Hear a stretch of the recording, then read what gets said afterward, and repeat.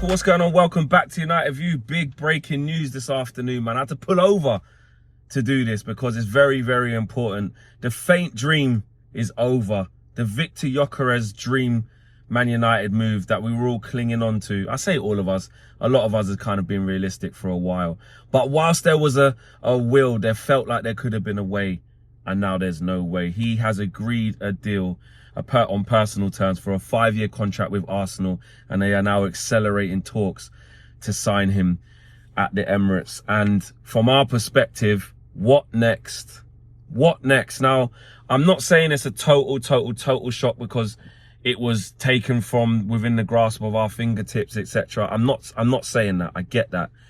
But if I'm honest, now we have to start getting real and being like, who next? Because I was seeing links to Dominic Calvert-Lewin yesterday. Loose links. Loose, very, very loose links, right? BBC were reporting rumours and stuff like that. That better not be the case.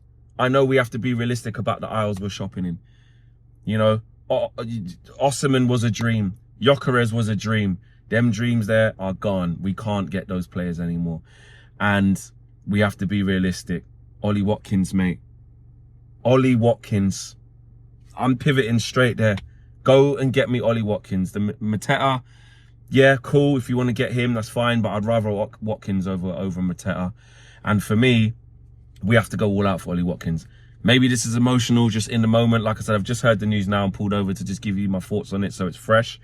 I might wake up and feel slightly different and say that I was probably overreacting. I don't know. But for me, I've liked Ollie Watkins and that link. As soon as that link came out, I was like, I like it. And especially now, when you look at my top target was Gyokeres. If there was a, you know, try and wait, see if we can get him. But we can't now. It's over. And we got to stop messing about. We got to stop messing about. Obviously, the sales, we need those to accelerate with Sancho, with Anthony, with Garnacho. Rashford will be a loan probably to Barcelona or wherever he goes. That's going to be a loan because the money's not really there. But I ain't going to lie to you guys, man. We have to get real. Get real. I don't want to see people saying, oh, Watkins too old, sell on value, crap. I don't care about no sell on value. Forget sell on value. The market is tough. It's difficult for us to attract the top draw players. And Ollie Watkins is probably like the ceiling that is ours right now, which is a good ceiling, in my opinion. You know, Hugo Ekitike at Frankfurt, too much money. If that price comes down and they want to look at it, fairs. How much is it going to come down by? Still better off probably getting Ollie Watkins for like 40, 50 million, then get like Ekitike for like 65, 70, unproven young. Do you know what I'm saying? So, nah, man. Miss me with all that like project stuff. Miss me with all of the, oh, his ceiling's higher and all this rubbish. I don't want to hear about no ceiling. I don't care about that, mate. I don't want to hear about no ceiling. I'm not a painter and decorator, mate. I'm not a flipping, what's the other thing that they do? Plastering. I don't want to hear about no ceiling. I want a man who knows where the back of the net is now.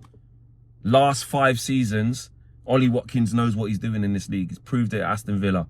Man United, make Ollie Watkins your #1 target, mate. Striker-wise. Obviously, Mbeumo, we need to hurry up and get that done. But once we get some sales, whatever needs to happen for the striker, I want to see us pivot and go strong for Ollie Watkins. Now, the transfer window, listen, it's mad. It's mad. It always throws up stuff that we weren't expecting. You know, look at this Arsenal Madueke stuff. No one saw that coming. You know, finally, Arsenal progressing with Gyokeres. It looked like they were going to get Sesko for ages. Here's something mad I haven't thought about. I know it's big bread. I can't see it, but could Man United turn their attention to Benjamin Sesko? Or is it a case that the Benjamin Sesko thing is he just wants to stay there and just keep being at Leipzig anyway? I don't know. I don't know. Who knows? What's out of the box that you lot are thinking about that could potentially happen? Who's there? Who's there? Jonathan David, that's Juventus. He's gone. What? Garassi. What are we saying? Do you know what I mean? What's out there, guys? Football scholars, I need you. All you guys who watch Liga week in, week out, all you guys who watch La Liga week in, week out, and you know about the man at Villarreal or bloody Elche or whatever, come to the table. Put the names in the chat. Let me know. Do you know what I mean? Is there someone in the Premier League that we're not thinking about that could be a good striker for us? What are you not thinking outside the box? Because I'm struggling to think of legit names, legit guys who can come in and do the business. Because I'm not on this young striker project. I'm not.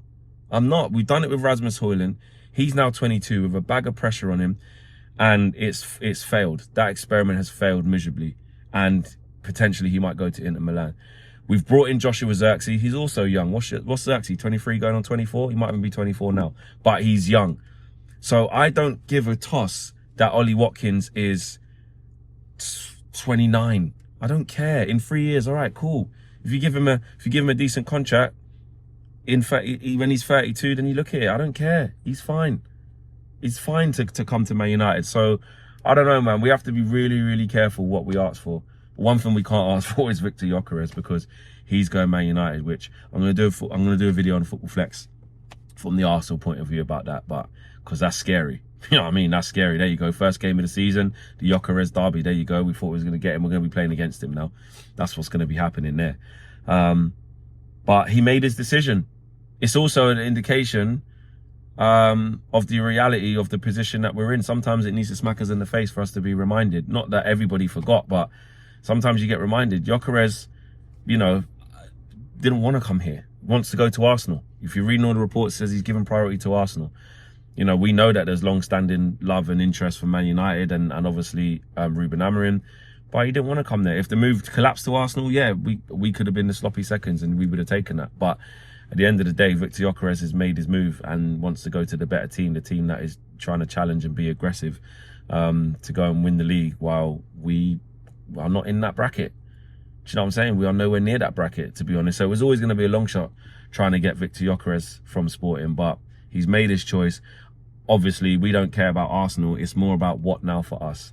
And what now for us is we need to really be creative and aggressive in terms of who we're going to get, because the striker market's tough. People are either too expensive, too young, or don't want to come here because we finished 15th. You know, there's no guarantee you're going to be challenging for anything serious at Man United anytime soon. And, you know, if you're 27 or you're of a certain age, you know, someone like Viktor Gyökeres, this is a massive move for him. He's in his prime. He wants to go and challenge at the very, very top of the game, and that's what he's going to do at Arsenal. They will at least challenge. We're not doing that anytime soon. So, boy, I don't know, man. I've